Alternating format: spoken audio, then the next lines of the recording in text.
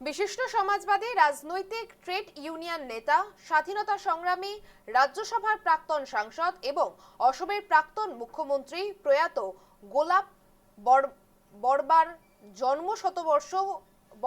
জন্ম শতবর্ষ উদযাপনের সমাপনী অনুষ্ঠানে আগামী 29শে আগস্ট গুয়াহাটির উজান বাজারে অনুষ্ঠিত হবে। বিকেল 4টায় বিবেকানন্দ কেন্দ্র সংস্কৃতি অনুষ্ঠানের প্রেক্ষাগৃহে আয়োজিত হবে বিশেষ অনুষ্ঠান। প্রধান অতিথি হিসেবে উপস্থিত থাকবেন হিন্দ মজদুর সভার সর্বভারতীয় সাধারণ সম্পাদক হরভজন সিং সিন্ধু।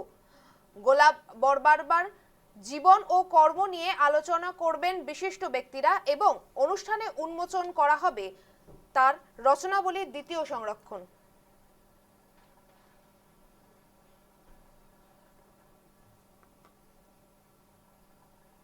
29 আগষ্ট তাৰিখে বিবেকানন্দ কেন্দ্ৰত 4 বজাত যিটো অনুষ্ঠান হ'ব সেইটো আমাৰ সামৰণি অনুষ্ঠান।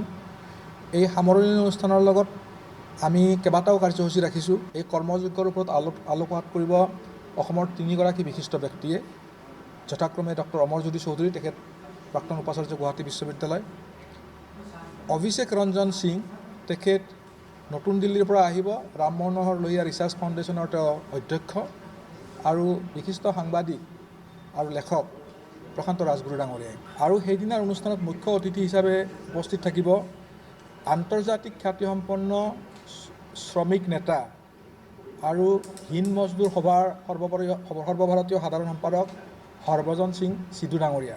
ৰচনাৱলী দ্বিতীয় সংস্কৰণটো এইবাৰ ৰিলিজ হ'ব।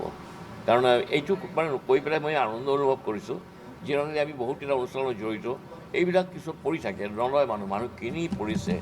আজি দ্বিতীয় সংস্কৰণ ওলাব আৰু যাক নিমন্ত্ৰণ কৰা হৈছে তেওঁ ইয়াৰ সংগ্ৰামী বন্ধু। তেওঁ ক'লে হৰভজন সিং সিন্ধু, তেওঁ আন্তৰ্জাতিক খ্যাতিসম্পন্ন ট্ৰেড ইউনিয়ন লিডাৰ।